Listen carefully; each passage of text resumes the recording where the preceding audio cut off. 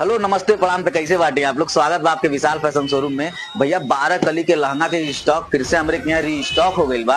हम आपके दिखावत बाटे, आप लोग देखी 12 कली के लहंगा और कलर कॉम्बिनेशन आपके इतना तगड़ा तगड़ा होने वाला बना भाई। पिछला वीडियो में जो हमारे मेन अकाउंट पे बनल रहा है ओके देख के आप लोग बहुत प्यार देनी है। तो आप लोग के हम दिखावत बाटे आज की स्टॉक जो बना था, देखल करिए आप।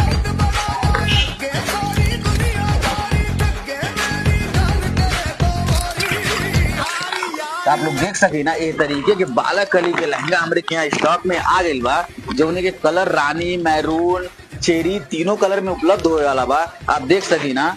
और आपके एक कलर है दिखावत बाटे भाई। एक पार्सल में ना इधर कम से कम 5 पीस ही आवेला। इतना बड़ा पार्सल में मात्र 5 पीस। आप देख सकी ना ये तरीके के लहंगा जो उन्हें आ गया विशाल साड़ी एंड रेडीमेड सेंटर पे। तो आप ले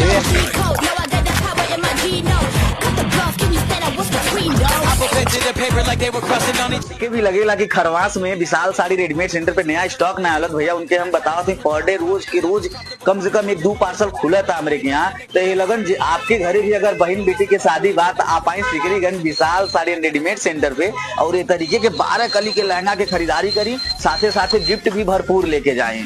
धन्यवाद।